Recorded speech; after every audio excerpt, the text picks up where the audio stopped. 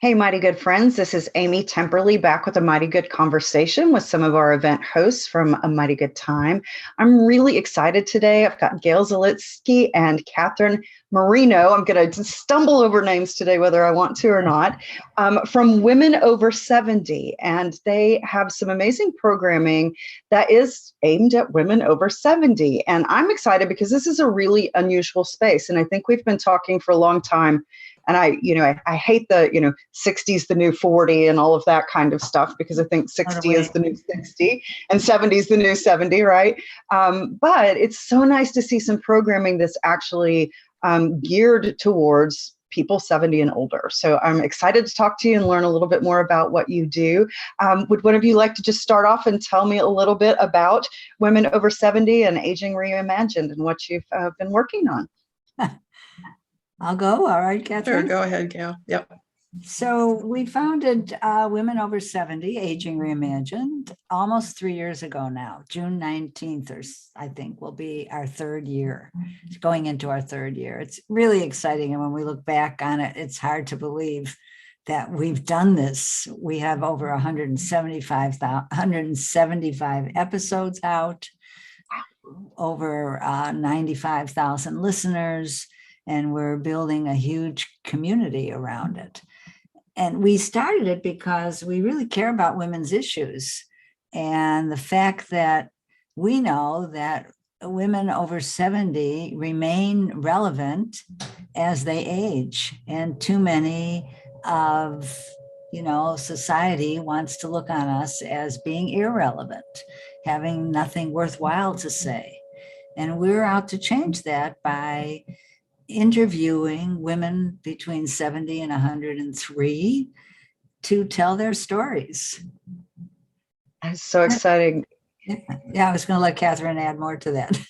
You covered it really well. So, yeah. What kinds of people, Catherine, are you interviewing, and what are you hearing? Are there any trends or common themes when you're talking to this population? First of all, Gail and I began with kind of reaching into our own networks, because clearly we know many pretty inspiring women who are in our age group, and now they're referring us to other people, and book agents are contacting us to see if we would be willing to interview their authors who are writing about topics that are relevant to women. So last year we categorized because we had all these episodes, and it was like, well, are there particular themes or topics that we can help organize around? So we have 8, and we might change those over time. But right now, and Gail, you'll have to help me, I haven't listed this for a while. We have reinvention, spirituality and healing, health and wellness, play, social activism, social service, enhanced creative expression, or expressive arts, and enhanced career, enhancing careers. Yeah. Mm-hmm. Wow. And many of our guests, of course, would fit more than one category. So we find one place for them, and so that helps our listeners find people, on their website.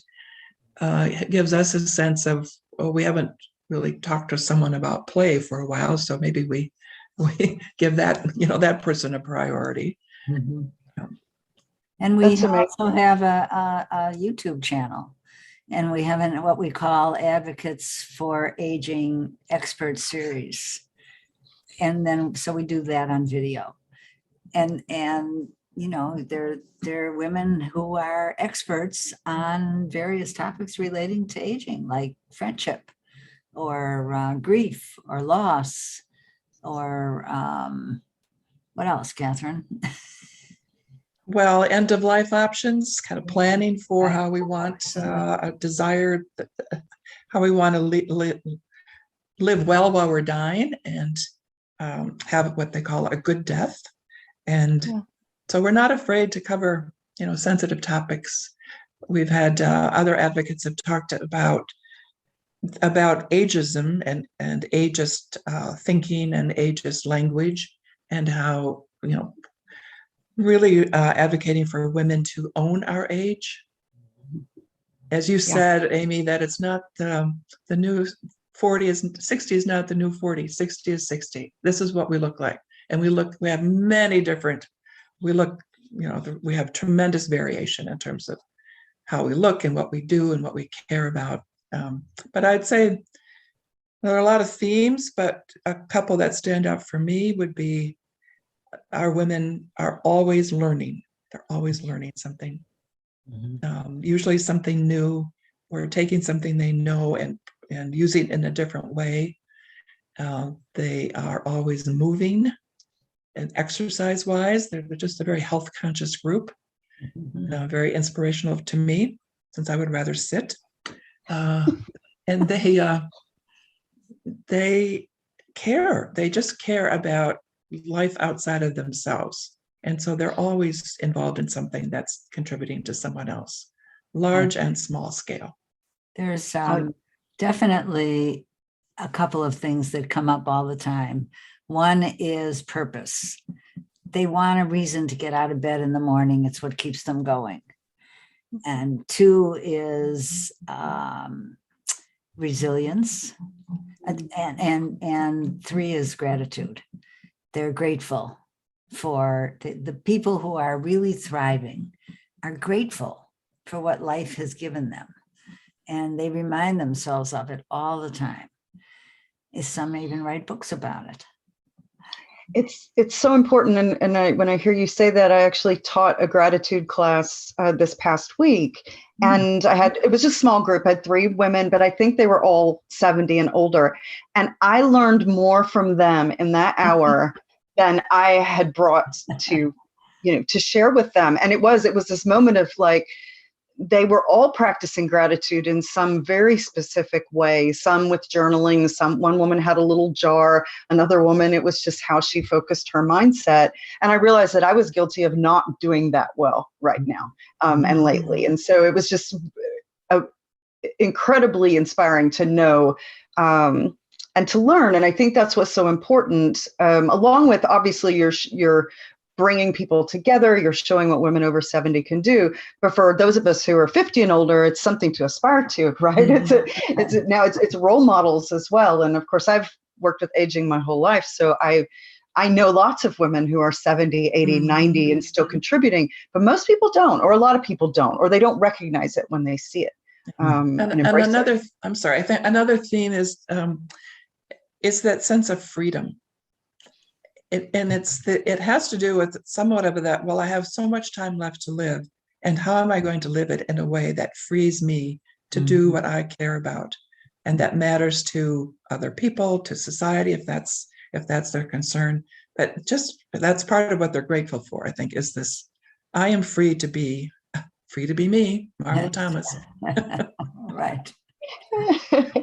So talk a little bit, you have a podcast, but then you have some more in-depth conversations that you do every so often. Can you tell me a little bit about that? Because that's kind of what we're sharing on A Mighty Good Time, is some of those in-depth conversations. Right.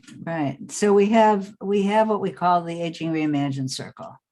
And the Aging Reimagined Circle is our sustaining membership fund. And it hosts monthly programming. And those monthly programmings up till now have consisted of deep talk forums where we bring on an expert and podcast discussions. Next year, or the rest of this year, as we're planning for the rest of 2022 and into 2023, we'll be calling the podcast discussions, because we're changing the way they are. We'll be calling them Candid Conversations.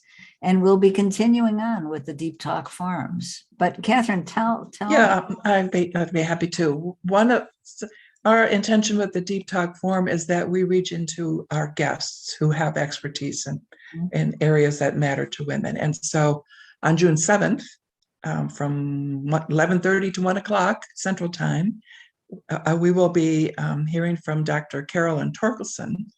And she is a holistic integrative medicine doctor who has specialized in women's health. And so she'll be talking about her own journey she went to medical school so that she could have the credibility of being a medical doctor in order to do what she really wanted to do, which is holistic integrated medicine. And then she'll be talking from her. She and I have co-authored a book that's coming out in, actually, I think it'll be September. It's called Beyond Menopause: New Pathways to Holistic Health. So I hope the title gives an indication of what the audience is. And so she'll be talking about some of the common conditions that women face after we have gone through menopause and we still have 30, 40 years left to live. And some of those conditions matter to us, but they're not necessarily at the forefront of conventional medicine to be, concerned about. So they're very amenable to holistic approaches. So we're talking about what some of those are. And it's exciting. Yes. As someone who has just entered menopause myself, I will be watching closely and ready to listen in. I switched to a more holistic doctor during this period and discovered things and symptoms that I was having that my regular GP was ignoring. And so It was very interesting to discover what was, going on with me. Well, I'm so glad to hear you've done that. It will make a huge difference if it hasn't already. Yeah. Tell me a little bit, when you're looking at your own aging process and kind of, again, you are experts and you listen to experts all the time, but what for you is the most important? Gail, what's the most important focus for you in your staying active and in your aging process? Well, I do notice that I'm aging. So that's number one. I am in my, ninth decade? I am, in my ninth decade, which means I have turned 80. And so, it's I hear what older women are talking about, where you notice your body and your joints and your muscles and all of that. However, I have this attitude that I have to keep going and I have to make a difference. And so I'm very active. I walk almost every morning, 3 to 4 miles. I'm just keep moving. I'm the kind of person who just keeps moving all the time. And in terms of work, we are really building Women Over 70 Aging Reimagined. And that is my purpose for this period of time, is to share what the aging process is all about with other women. And learning, of course. I just love continuing to learn. Amazing. Catherine, how about you? Well, learning is probably where I start. I left my full-time faculty position almost 3 years ago now. And it has just been a luxury to learn about new topics. Podcasting is a brand new adventure for me. And then to for the first time in my life, really to have sort of a thematic organization for what I'm interested in, which is learning, neuroscience and learning, and women and aging, women's health. And so I'm just really enjoying finding these interconnections and claiming a focus, which Gail and I are both very, very committed to women over 70. That's the main goal. That's exciting. We just did a little bit of research on people who are finding activities on A Mighty Good Time. We did some surveying, and one of the number one reasons that people come to our site is they're lifelong learners and they want to learn more and engage more. And it really is so incredibly good for your mind, body, spirit, and then you find things that get you excited. So that's, again, that purpose, something to get up for every day and really impact your life in a big way. Yes. Yeah. Very important. Yeah. Any final tips for our viewers before we wrap up?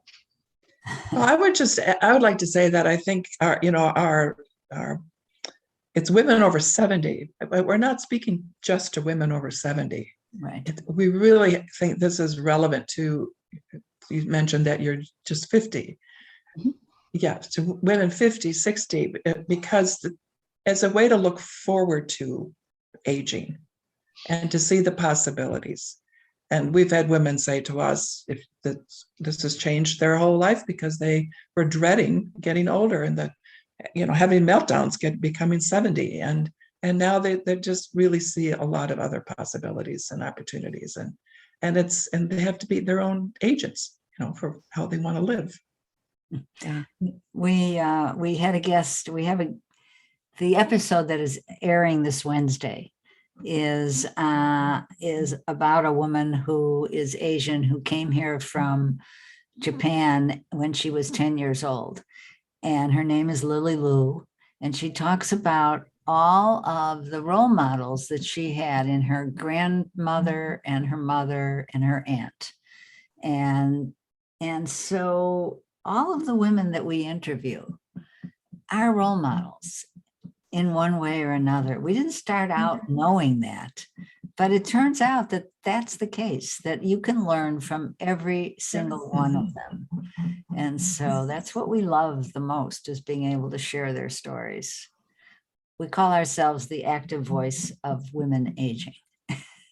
Oh, I love it. I love it. Well, and it is really a gift. And I do want to commend you, because it is, to me, it's just empowering. And I love to see it. I love what you're doing. I know our viewers and people that are searching our site would love to check out your podcast and your website. So please, everybody, go to amightygoodtime.com. You can, in the search bar, if you'll type in either Women Over 70 or Aging Reimagined, you will see some of the programs. And then if you go to Gail and Catherine's website, you also can listen in on their different podcasts and interviews with people who are aging well and sharing all the best stuff out there. So thank you both for being with me. I appreciate your time, and we look forward to seeing more of you in the future.